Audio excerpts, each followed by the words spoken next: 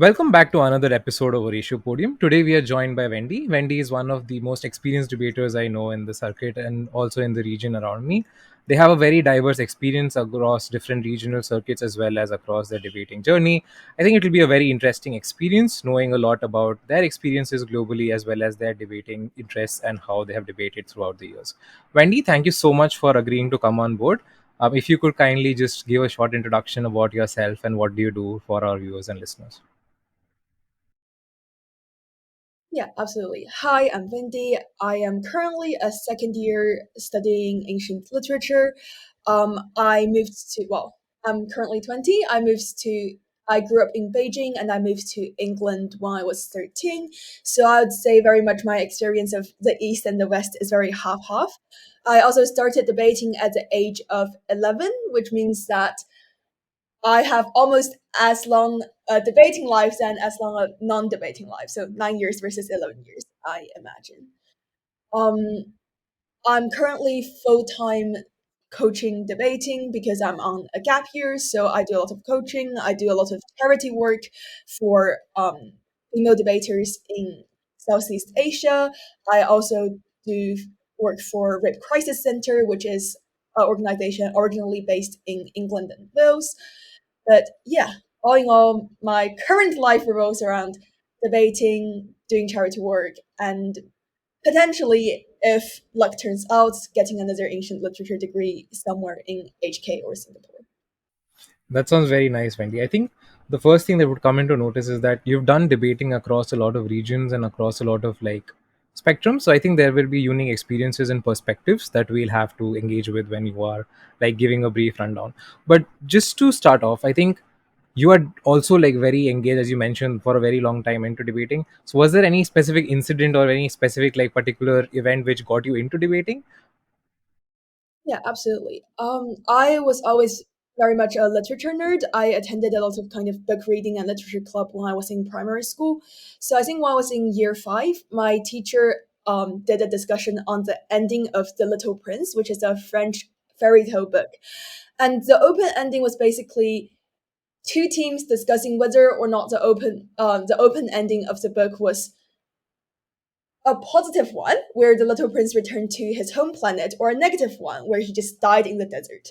And obviously, we didn't really do it in the BP or AP format. It was just a discussion.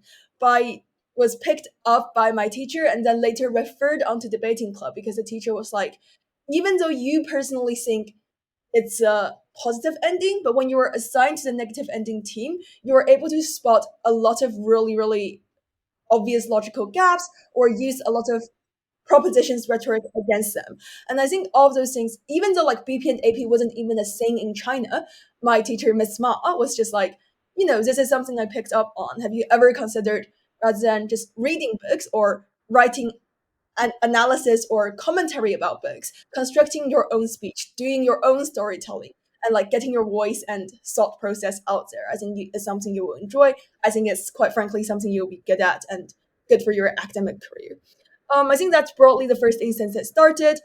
After I graduated from primary school, I joined my middle school's debating club. I did some debating competitions. And then when I moved to England, I got introduced to BP. And I think like after the Little Prince discussion, everything just kind of happened naturally. So I guess I owe my gratitude to literally the Little Prince. That's interesting. I think there is a long conversation around how different ways that education affects people who are going into early debating. For me personally, my experience started way off in, say, university, and I couldn't really get into debating at an early age. So everybody has that unique perspective and that unique developmental space, right? So if you've been debating in school, are there anything specific that you would notice that are different from your university experiences, and what really guided you through your school years where you were debating? Absolutely. I think my first school debating experience was public forum, so PF, which was the only available format other than WSDC or World Scholar Cup WSC in China at the time. I went to a middle school in mainland China. So when I was age 11 to age 13. The I think the biggest guidance I received was actually from my parents, who were able to essentially have better English and better comprehensive level at the time to be able to explain really big words and like just chunky amounts of matter to me, like UBI, like utilitarianism, like egalitarianism, capitalism, all those big words that children don't understand.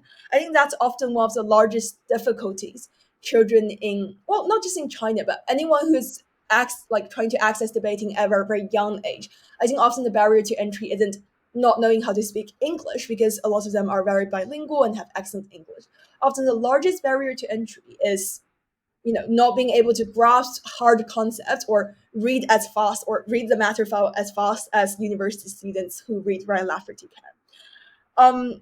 I think the way I overcame it is just by talking to my parents and using like family dinner time conversations, rather than going and reading a Wikipedia page about Jeremy Benson, sorry, not Jeremy Benson, about Benson's utilitarianism. I just ask, oh, is it true that if 10 people wants to kill one people, they're allowed to do that in democracy? Is that really how it works? And asking stupid questions. Like, there are no stupid questions because you're a child. You always should ask the thing that's most intuitive or the thing you're most curious about. So don't be afraid to ask, but also don't be afraid to acknowledge that perhaps the concept is too large for you to grasp. Perhaps your language or your brain is not at the stage to absorb in or eat up that concept yet. I think acknowledging you have limitations, that you are not a 27-year-old who produces matter file. Well, Brian Lafferty is not 27. You're not this 22-year-old who produced this matter file. It's an important step to take. The matter file is not for you. The concept is not for you. The policy making is for government officials aged 50 and not for you. Interacting with it with humbleness, with curiosity, is probably just something that make sure your expectation don't drop too bad. My most crucial stage of school debating, I think, would be when I did PF, so like 5 minute format Oxford Schools PF in England, so from the age of 13 to 18. I think my debating coach, Mr. Cox, gave me a lot of support in that. I was not proficient in English. I was EFL and then I was later ESL after 2 or 3 years of education. I only just expired my ESL status about exactly, I think, 15 months ago. So it was extremely difficult. I will give you that. It was extremely difficult to go from the best English speaker in this Chinese middle school to the worst English speaker in this English school where everyone started speaking English from day one, right? Like the moment they were born. Um, I think it's not being afraid to. I think three things, three structural reasons, three things. The first is do not be afraid of your language difficulty. BP and AP, I know WSDC is a bit different, but BP and AP is never ever about style or ability to kind of sound fancy or have this posh British accent. Like it's never about that. It's about logic, it's about persuasion, it's about being able to, I think, respond to your opponent within this very limited 3 minutes of after hearing their speech, etc., etc. I think having a quick brain and being self-assured that my train of thought, my logic is indeed correct, is probably something that helped me a lot. Having that slight cocky confidence of, nah, my way of thinking is better than yours, probably helped when my confidence in my own language, as it is not my first language, was a lot lower than local British students. I think the second thing is do not be deterred by the idea of keep losing.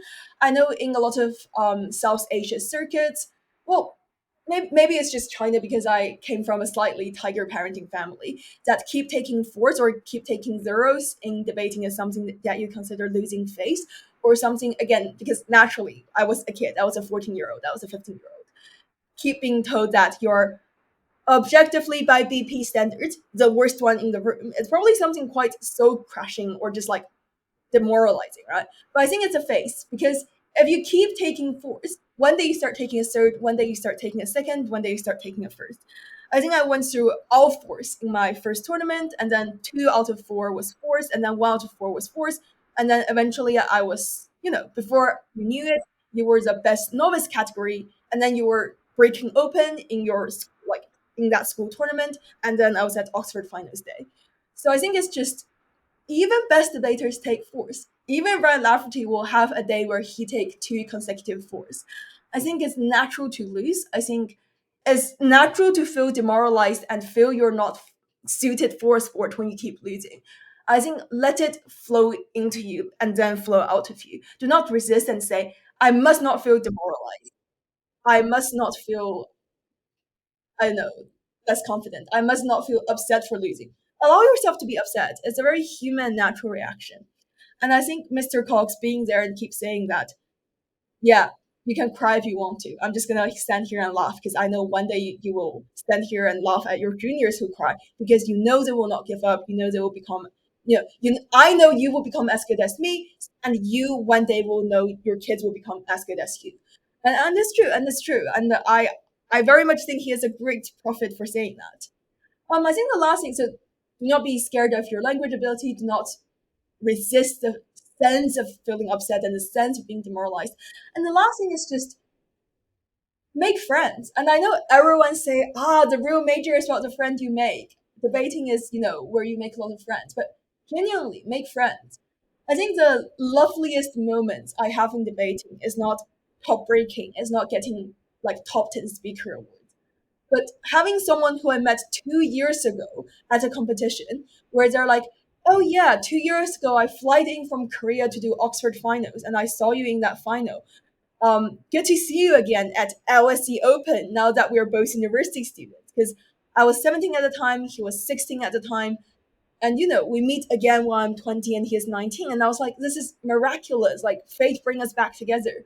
And I think friendship transcends national beef, like political tension, transcends things like gender, things like religion.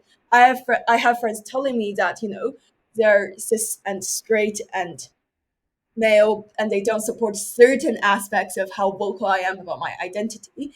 But they're like, I respect you so much as a debater. I think you will easily make the top five debaters I would want to partner with, not based on ability, but based on all the intellectual exchange, all the time we spend supporting each other at tournaments, although we don't know each other, just because we're two of the only you know Northeast Asian presenting face in that Oxford school circuit where it's all posh Eton boys.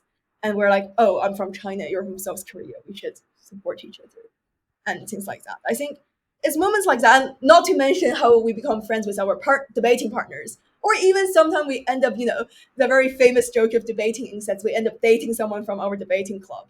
We end up, becoming lifelong friends with people who find similar interests to fight. For example, uh, I know my previous mentor, Umar Bakas, made lifelong friends with Sachin over their pro Palestine causes.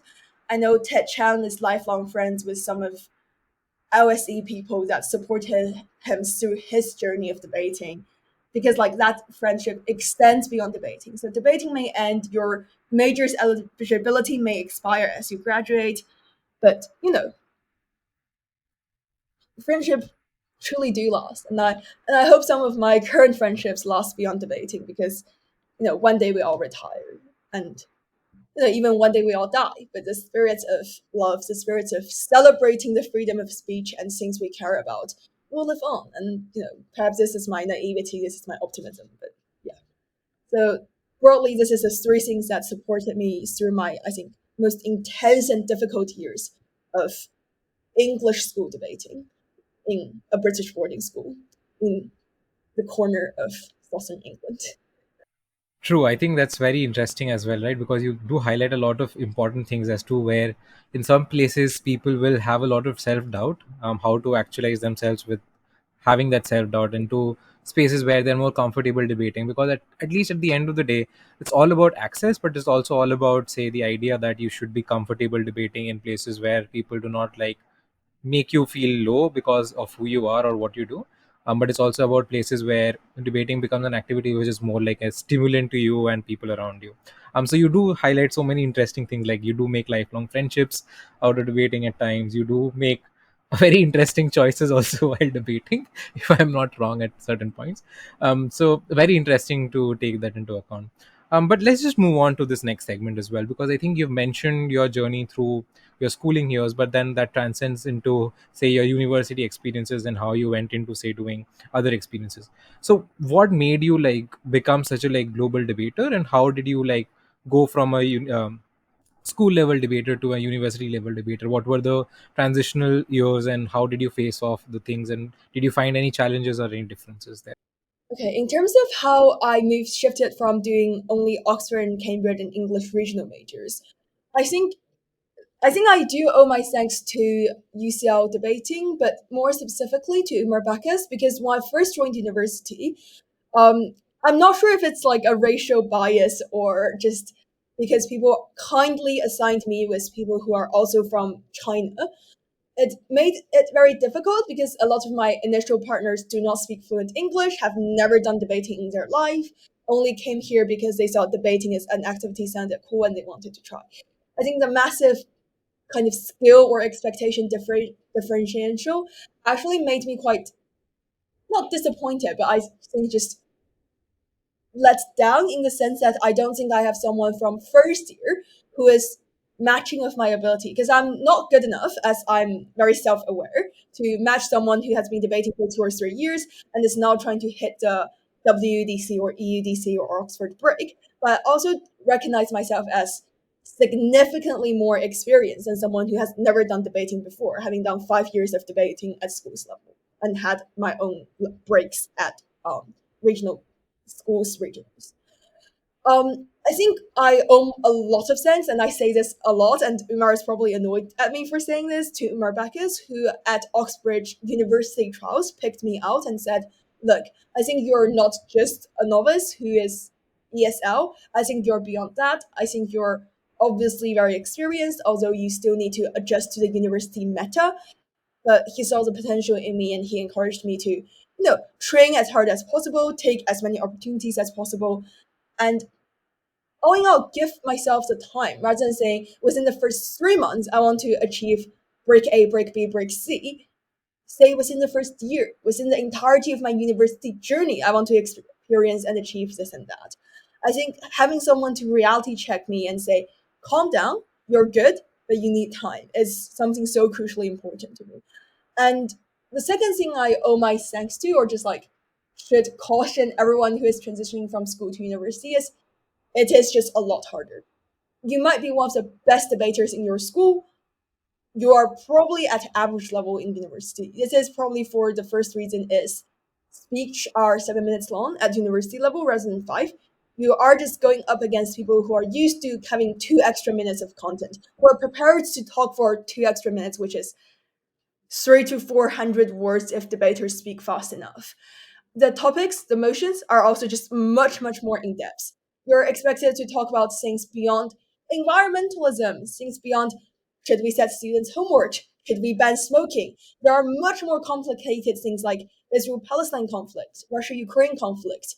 There are extremely niche things like banking sector, the big five of the American military companies, extremely deep narratives like narratives of sacrifice, narratives of anti-natalism being used in feminist movements, intersectionality between queer movement or transgender rights and feminism, whereas in school setting, because of the sensitivity and I guess our cognitive ability only talk about should feminist movements protest harder or should they be gentle in protest? Never about specific transgender presentation policy, specifically about the rhetoric being used on political media, etc., etc.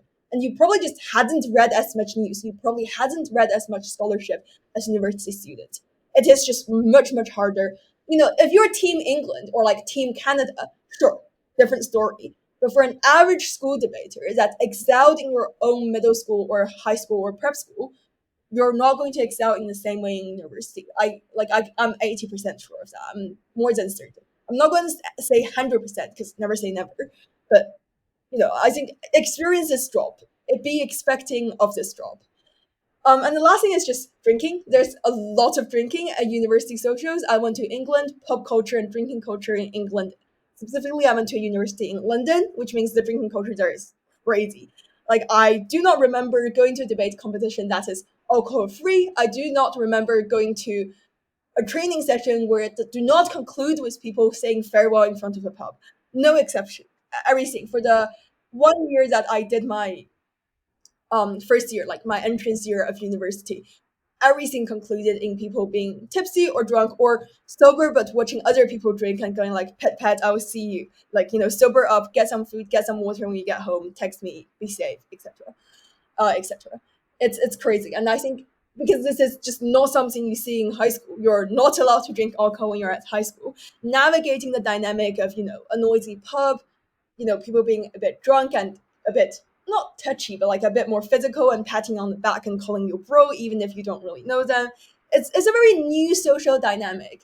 And I think I benefit from, being genetically quite good at digesting alcohol fast. I rarely get drunk. I'm always the one petting others and making sure they go to the bathroom on time or they get home safe.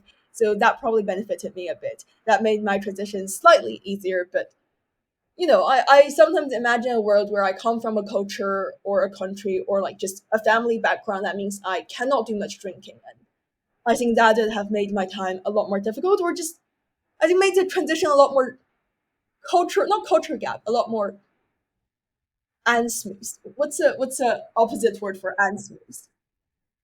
A lot more bumpy, I think is how I'd say it. But yeah, thanks be with Umar. Thanks with be with my parents who give me good genetics on digesting beer. Pretty interesting. I think the perspectives in terms of how university cultures are differently occur in different regions are also very interesting. But I think if you would have gone to university in China, or you would have experienced my university education in say India, you would have very different educational experiences.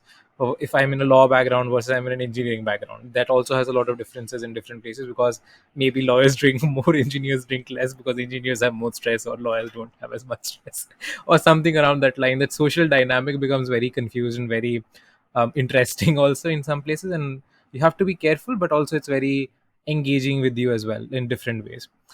You also have done so much in terms of academics, so how have you sort of interceded your academic life into your debating journey, and how have your experiences been? Um, I think I wouldn't say debating is a decisive factor because that's giving it a bit too much credit, but I think debating is definitely a very predominant factor in how I ended up picking my degrees. So I started out when I was 11 and read my first cartoon book on how economy work, and I was like, damn, people can save a country just by printing money. Or like that's my baby understanding of it. I was like, this is so cool. I'm gonna study that. So I started out wanting to be an economist. That's why I started doing PF public forum debating about UBI, universal basic income. So like the very first reason I opted into debating or opted into sociology or social science related fields had a tiny factor of like debating ringing in the background. Um, as time proceed, I ended up in England. I wanted to become a lawyer. That's because I think two main factors. I'd say half half. Half is because I really enjoyed doing debating and saying POI, which is a bit like the cartoon animated version of objection. And I was like, oh, that's really cool. I'm clearly quite a rhetorical person. I naively believe in social justice quite a lot. I'm also a very big yapper. I wanted to be a barrister. I also really, really liked my teachers who also taught a lot of philosophy or a lot of psychology about like criminal minds, about benefit of the doubt, about like Roman law. I studied classical civilization, which is about Greek and Roman history and ancient philosophy, which I was like, oh, philosopher king, or like equal rights between the law, trial of Socrates. So I wanted to be a barrister. I wanted to be someone who used my rhetoric to, I guess, push forward a bit more social justice for those who cannot do it themselves. I still want to, but maybe not by being a lawyer. And then time turns around. I come to the age of 16 where I have to, much like every ancient tale, pick my pathway of what university and which course I apply to. I already attended some Oxford and Cambridge debating at that time. I really, really liked Cambridge specifically. I liked the Cambridge River. I liked the Mass Bridge, all the fancy buildings, all the chambers. I wanted to go there and I had enough grades. The only issue was entrance exams for law is a lot, like I'd say like 3 to 4 times more competitive than the entrance exam for classical studies, which is also something I'm relatively good at. I was top of the year or even top of the school in terms of my past exam results in classical studies. so Roman and Greek studies. So I was like, I could opt into doing classical studies at Cambridge, and then becoming a lawyer by taking a law conversion course, etc. It's an easier pathway. Classical studies is also something a lot more fun that allow you to explore the world and explore Western culture. And I think genuinely perhaps overcome certain greater issues in terms of cultural barrier because both the East and the West believe murder is wrong, but China has death penalty and England doesn't. There are cultural things and philosophical things behind this that just being a lawyer is not going to make people realize, oh my god, we're so fundamentally similar but different in other ways. And I think I had this slight ambition inside me that made me want to do something that's not limited by the supreme court of the country, but rather connects between human to human, culture to culture, throughout history, extending into future, etc. And that's why I picked classical studies. I did have a Cambridge offer um, while I was, you know, doing my application season. I missed it by 5% because I caught COVID on my exam day. So it's slightly unfortunate in terms of how it eventually played out. But I do think the very idea of debating is using by pointing out obvious difference to seek fundamental similarity. Like proposition will say we want this model. Opposition will say, well, we want that model. But both sides will weigh on vulnerability. Both sides will weigh on accessibility. Both sides will do the weighing on this is a debate fundamentally about this clash. And I think this very mode of thinking, this very style of approaching discourse in life, or even not discourse, approaching academic or serious decisions and moments and essays and homeworks in life made me pick something that's I guess not the most glorious because I know all Indian parents want their kids to be doctors or engineers. Maybe this is a stereotype. Our Chinese parents want their kids to be lawyers, accountants, or computer scientists. I do not fall into any of this category. I could have fallen into this category, but I chose not to. And I don't regret that decision. I think, with my passion for things, whichever pathway I chose, I'd have worked on it passionately. Maybe for personal health reasons and personal family reasons I end up not going to Cambridge and UCL, and now I'm moving from UCL to a more Chinese based, like literally the Chinese language based university, because I realized my passion is not reading ancient Greek but reading ancient Chinese because it's closer to my heart. But I'm still passionate about the general theme, which is using difference to remind us of fundamental similarities. And I think it's something that will push me to keep going for at least the next decade. Maybe one day I'll get tired of it and I want to, I don't know, become Breaking Bad and do some chemistry. But as of now, debating and academia is both means to an end, both pathways to finding or trying to find the one passionate thing, the one passionate goal that I have. Yeah, that was a bit emotional. It's very deeply rooted also into you, right? When you go and choose something to work with and you go and choose an idea as to what you want to do for the future, I think that does become an emotional journey and a reflection on how you are and who you are as a person. It's always evolving as well because you don't want to do the same thing that you might have done in, say, high school, because I for sure know that I have transitioned a lot out of different aspects that I want to do as well. But I think one of the interesting factors is you mentioned that you're studying like classical literature and you're studying about history and some other factors. So do you think it's relevant that certain domain specific knowledge becomes intrinsic from the academics that you're doing into, say, your debating journey? Because I think I've seen this as well, because maybe lawyers are more attuned towards law related themes and social issues are more attuned towards people who are doing the humanities or people who are doing arts and other stuff. So, how do you think that affects debating, and how do you think you go beyond that idea that you only need to be good at what you do, but you also need to read other things as well so that you become a better debater? I personally I'm going to say that I personally don't think classical studies is particularly relevant to debating in terms of spec or like in terms of specific knowledge.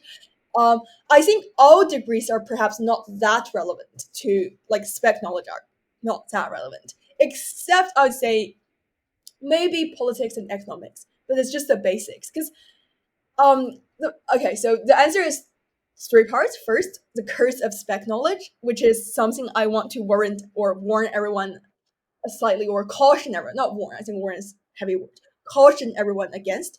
The second is on how specifically classics made me a quote unquote hopefully a better debater, or made me the debater I am now. And just lastly, in terms of how different style of academia impact debating in general, some of my observations to my fellow friends who are maybe an engineer or even sadly a mathematician. I say sadly because I hate math, but who are happily a mathematician but also a great debater. So the first thing is cursive spec. I think this is something I want to caution everyone against, because when I was debating, like, for example, philosophy debates, I will be like, oh, I'm going to dump 5 fun facts about Socrates that is completely irrelevant to the debate.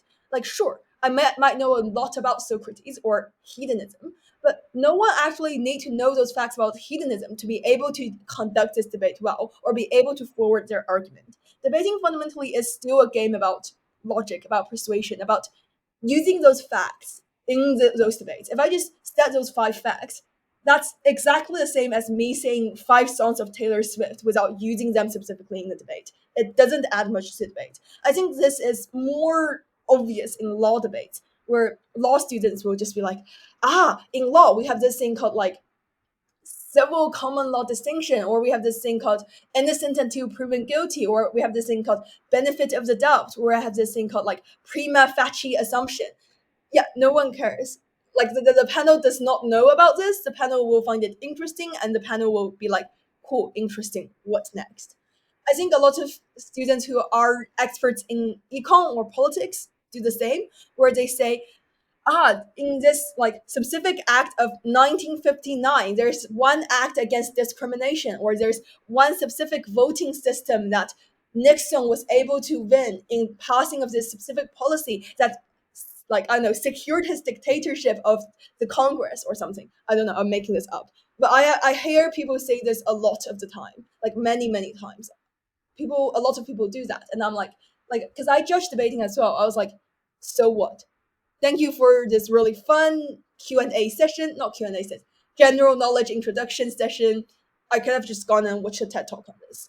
So yeah, I think the curse of spec is very real. And I also think because debating is about appealing to the average informed voter, is about explaining something really complicated in 7 minutes. The most you need from politics is that there's House of Representatives, Congress, some presidents at the top, bipartisan party system. That's all you need to know for American politics to be able to conduct a debate. So your spec should never exceed over what the info site is providing you. Same with, like, say, economics. No one cares about how you can mention like this specific 10% increase in GDP of Sudan. We don't care. We want to know how people in Sudan are impacted by this, which an average informed voter will more likely connect and echo with if you mention starving children, etc.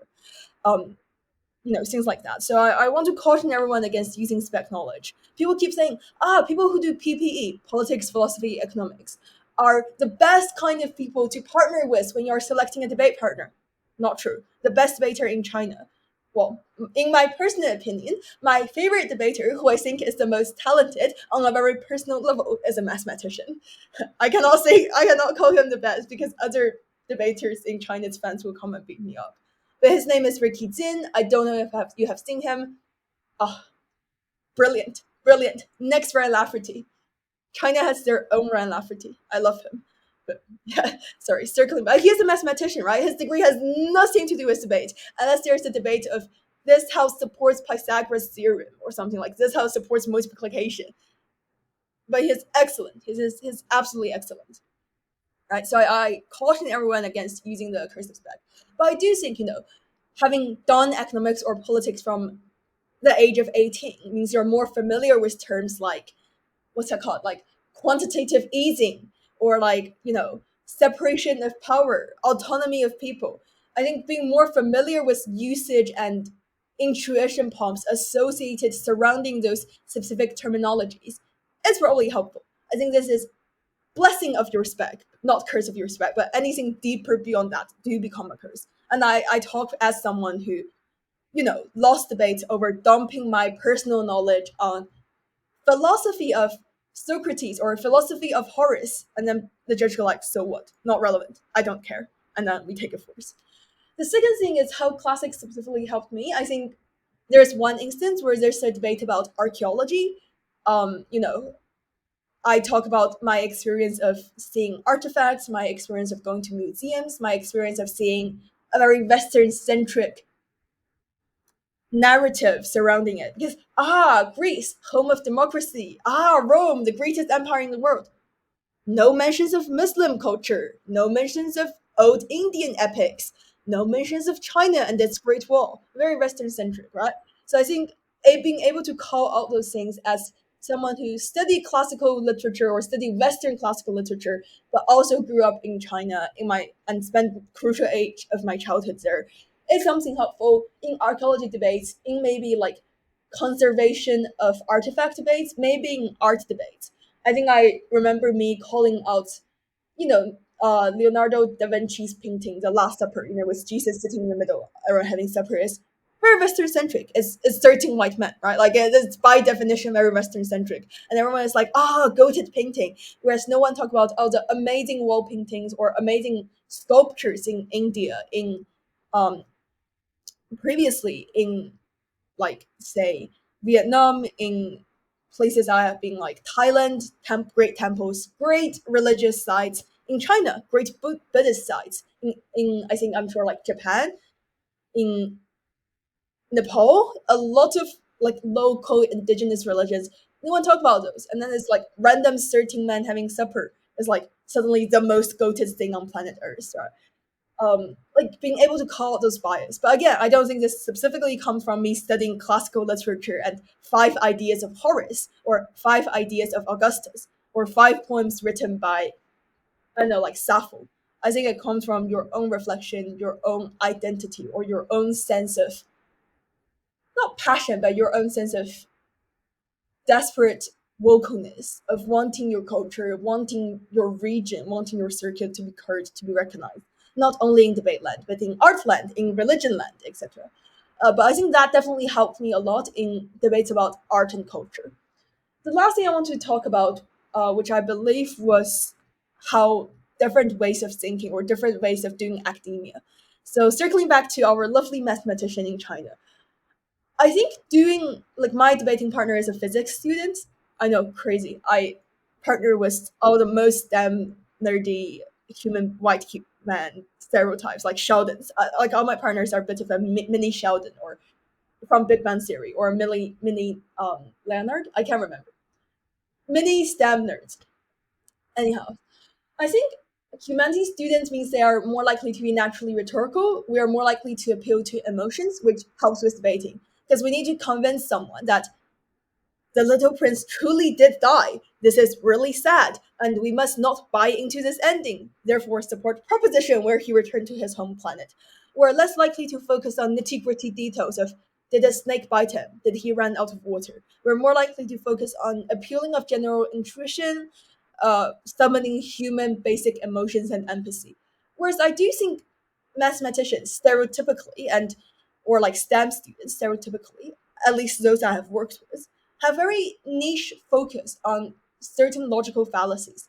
Because opposition can say something that's beautiful, and he's like, but at minutes 3 and 15, he made an assertion, and I'm going to call it out, and this is how we're gonna win. And I'm like, oh, I love you for doing that. This makes my life so much easier as the web speaker because I can say, look, my partner did call it out, so we must win, right? I can just literally benefit off his logic and his hard work.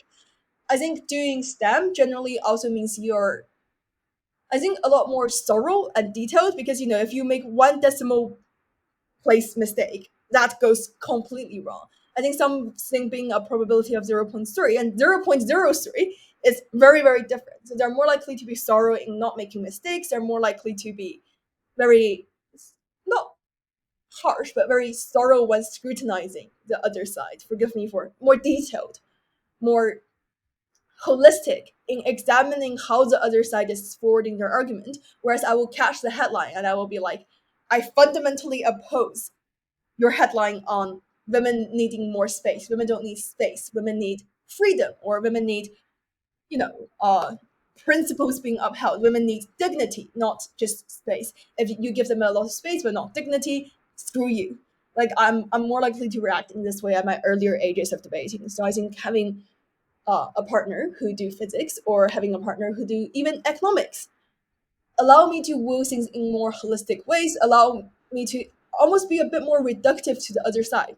Because often it is one tipping point or one little gap that can collapse the entire thing. If there's one hole in the, or like, not hole, like, when you wear sweaters that are home knitted, you see one little thread pointing out, you pull that, and the entire sweater collapse kind of thing.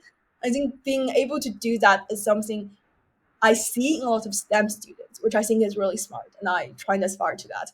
Whereas I think STEM students perhaps could also learn a tiny bit from us humanities students in terms of being able to sound less cold, being able to sound more reasonable and more humane, rather than just five structural reasons why women being oppressed is bad. Like that sounds very cold. That sounds very not caring, very detached. Whereas I'm more like, Hano, I will give you five reasons why fundamentally women are being oppressed. Like, it sounds better. It's more viable. It's more palatable. I think that's my general approach. And obviously, within humanities, there's politics, which is perhaps more rhetorical. There is philosophy, which is perhaps more targeting the more intensely bring labor questions. I'm not a politics student. I'm not a philosophy student. I will not comment here. But yeah, I think I do not discriminate between STEM and humanities. I think STEM debaters genuinely turn out excellent and do not suffer from lack of humanities knowledge or humanities way of writing essays. That's my personal take. I'm sure other humanities students may disagree. Definitely. So, a couple of things that come around from this idea that we have debated across different regions is that some cultural sensitivity as well as some regional sensitivity becomes very important. For example, if I'm from, say, India, my speaking style is very different, and the way that judges are judging my speaking style is very different than maybe when I'm from, say, Australia or someplace else. So, how do you believe that these regional aspects also play around in debating? Have you seen that when you've transitioned from, say, debating in China to debating in the United Kingdom or other places that you've debated or frequented? So, have you seen these differences occur? Absolutely. I'm going to first talk about the judging meta, and then I'm going to talk about my personal experience, and then I'm going to talk about like personal experience in debating, and then I'm going to talk about general social experience, which is perhaps the most important but also the most sensitive part. In terms of judging meta, while I was judging at Worlds 2025, so Panama WDC, um, the only judges that I have same initial call with are judges from either Ireland or England or Scotland, like Iona. Other judges have very different initial calls. Some I'm able to reach in consensus with, some I have to split with. Um, it's very marvelous that even best judges in the world have split calls, just maybe because they have different judging philosophy, maybe because they're from different regions. For me personally, I judged 9 rounds. I paneled 9 rounds. Unfortunately, I was not chair at any point. I had the exact same initial calls with two Iona chairs. I have one call difference, like a one comparison is different. The rest of the the rest of the five comparison is the same for Balkan judges or like Eastern European judges. For the rest of the five judges that are from Canada, Africa, or Asia, completely different call. Probably why I didn't break because I had completely different calls with five really great chairs. Probably why I didn't break, but yeah, that's something that just struck me so hard because you're like, for the first time, you realize despite you claim you're a global debater and debate at Princeton, you debate at Oxford, and then you come and debate in China, and then you go and debate in Pakistan themed competitions. You're still very Iona centric. Iona means like islands of North Atlantic, I think. Basically, English and Irish islands. It's only from the English and Irish or UK and Ireland that I'm able to derive the same code with. And I think that's just extremely scary. It's not just in terms of political or cultural thing, it's because the judging meta is different. Which is to say, I noticed that a lot of Asian judges are a lot harsher on closing teams because they're used to AP, which doesn't have a closing, I imagine. It's 3v3, right? There's two teams, and one winner, one loser. Whereas in BP, there are four teams and you rank them, and closing team is kind of basically doing opening team, but pro max version of it. And that's something very new to Asian judges, and Asian judges might be like, oh, that sounds derivative, force, and things like that. So it's much harder to win from closing when you're at Asian tournaments, which is something I noticed while I'm speaking. In America and North American tournaments, so Canadian American tournaments, rhetoric matters a lot, it seems. I have heard stories of, people who just speak very well, but don't have much substantive content or mechanism or analysis being credited in a very high way. I imagine that's because their kids grow up doing PF, public forum, which is, very style heavy. And they also have this APTA thing, which is very intensely aggressive engagement. Whereas BP is like, the most aggressive you can get is shouting POI. You can't be any more aggressive than that. So rhetoric matters less in BP.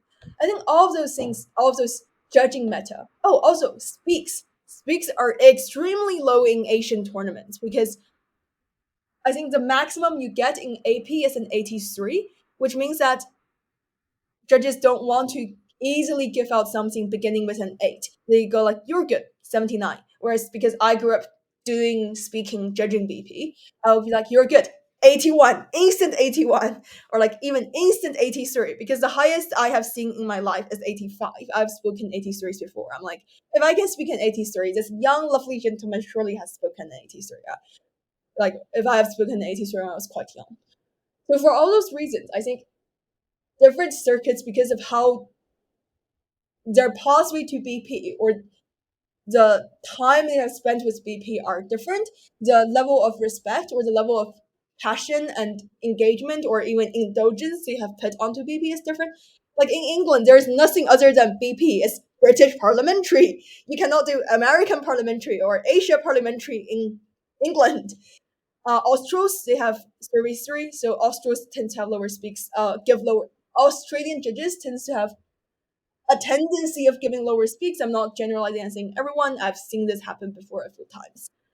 For all those reasons, I think, it is very clear that judging meta leads to a difference in how people will debate and how people conduct debates themselves.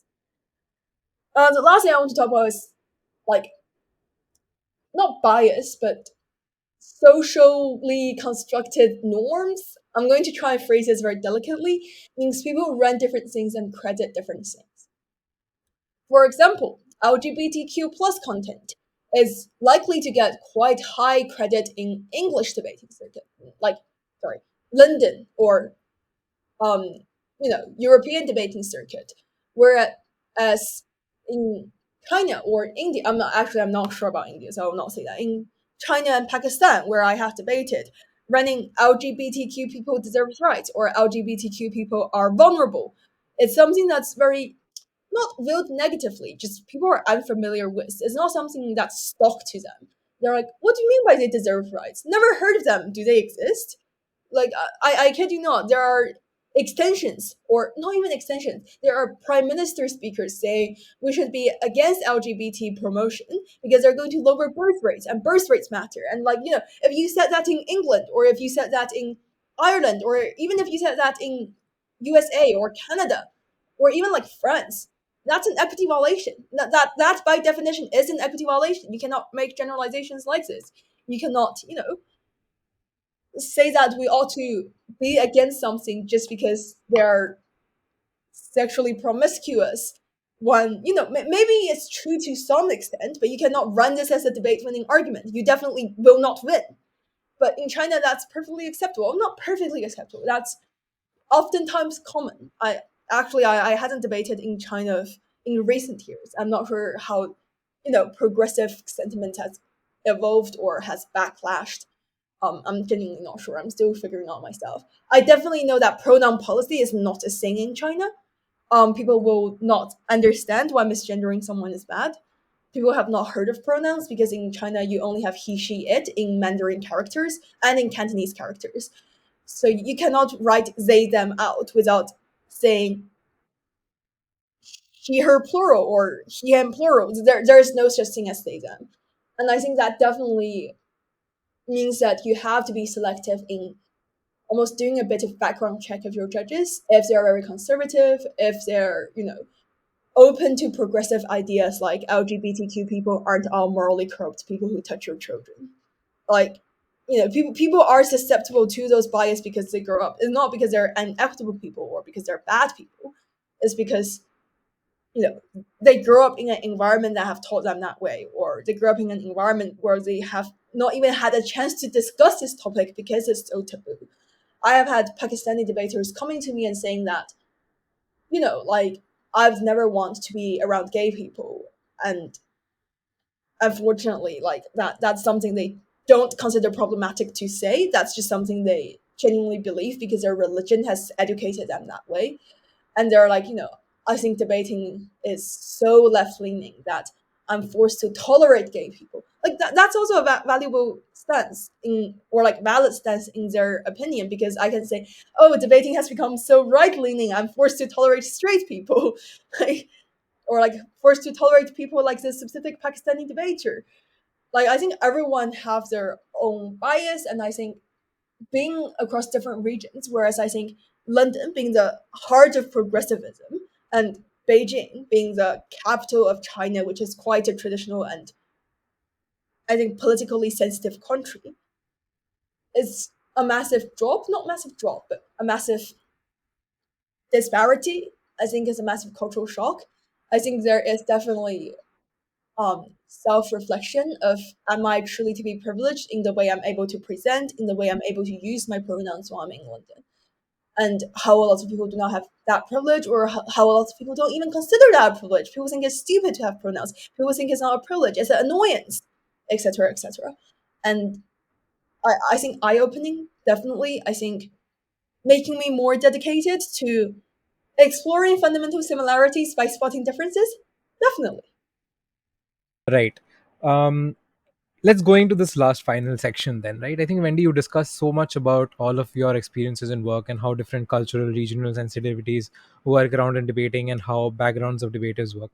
The last couple of things that we want to discuss with you is, firstly, let's just go behind. I think you've done a lot of charity work and you've done a lot of engagement with different ideas and issues. So what is your current work around? Could you give us a brief overview about that and how you're working towards different things? Yeah, absolutely. So, I started becoming aware of the Rape Crisis Center when I first debated at the European University Debating Championship, so EUDC, or also known as Euros, not the football Euros, but the debaters Euros. I met someone there who is very ardent feminist, but also full time. She is very retired. Well, not retired. She is very far graduated from university. She is in her mid 30s and working at Rape Crisis Center. Um, I heard a lot of inspiring stories from her, and I think I took her as kind of a role model and wanted to do something outside of debate land. When we talk about feminist and social movement debates, it's very easy to say, those are the most vulnerable people, so you ought to care about them. Those are the people who need the most attention or need the least resources to have the greatest benefit. And I think it's very easy for us to instrumentalize their suffering, or even instrumentalize our own suffering in things like racism, sexism, sexual assault, and say, as a victim of this and that, I ought to win this debate, I ought to promote this principle. And then forget that there are tangible things we can do even within debating. So, yeah, that's kind of where I started. Currently, I'm working in partnership with legal, not in partnership, it's like, I'm not a law firm partner. I'd love to be a law firm partner, that'd be great. I'd love to achieve that by the age of 45 or something. But there's a kind of charity law hotline or charity legal consultant hotline that helps out victims of female victims of domestic abuse or sexual assault, and they're trying to promote rights for women in China.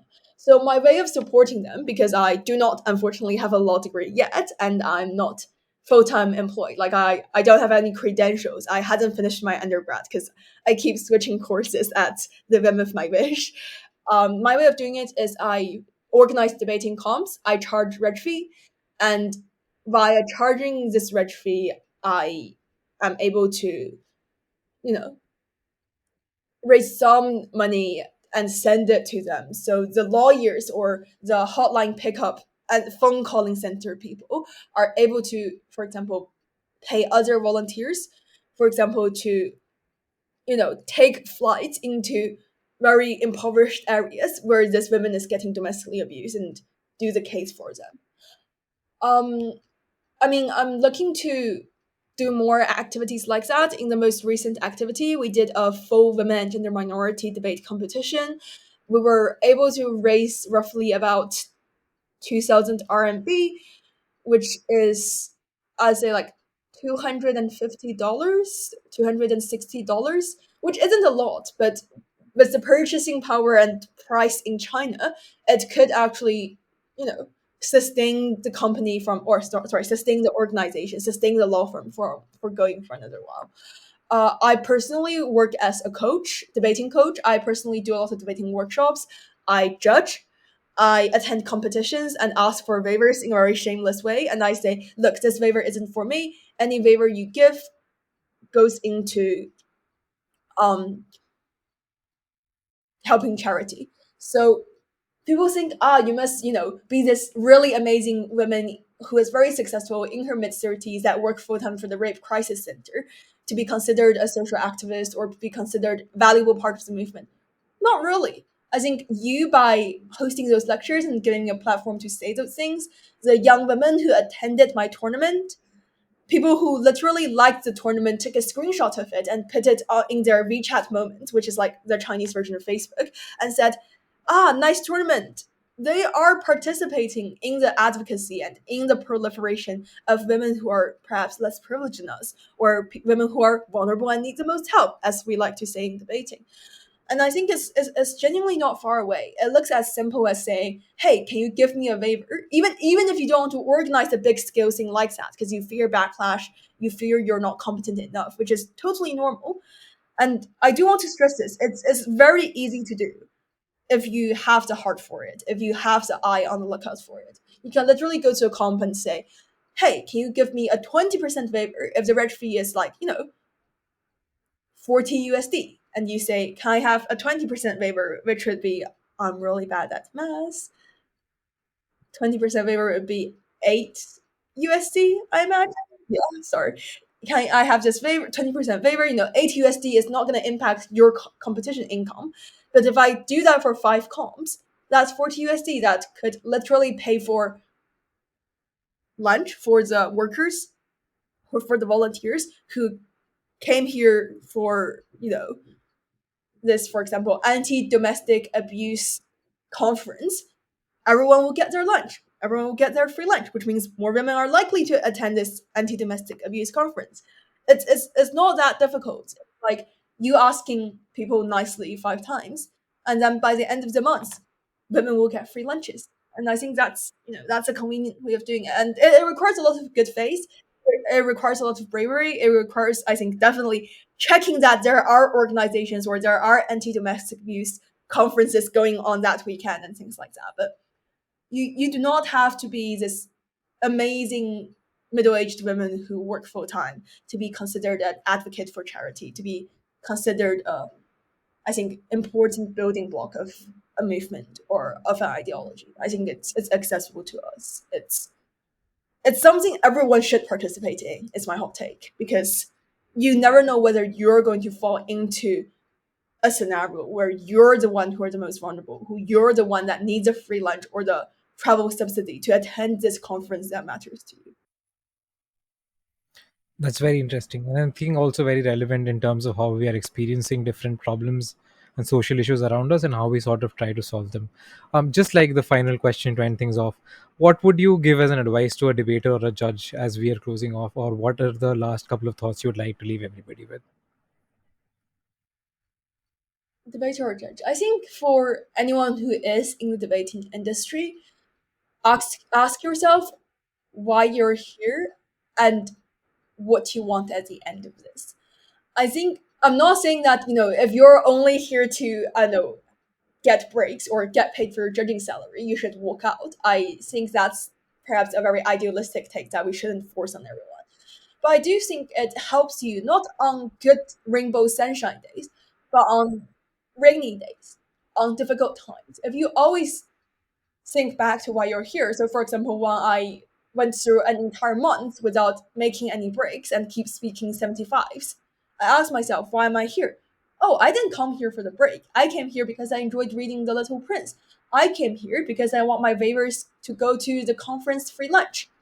And that makes me think, look, I have achieved or I have gotten what I came here for. So the break is an additional, the not break is a default. And I think it's moments like that that help you to anchor yourself back to almost who you are in debate land. Because I'm never the Ryan Lafferty of debate land. I know this. I don't have the passion to write 1,100 page of matter file. I'm likely never the XK or Hadar of debate land because I don't have the resources or talent or even the good enough work ethic to break glass ceiling for ESL female debaters. And I don't have the privilege that XK fortunately had to be from Hong Kong WSDC and then go to Princeton and then, be a world's finalist. I know I will likely never get there. Or maybe I will. Maybe I will. I hope I'm wrong.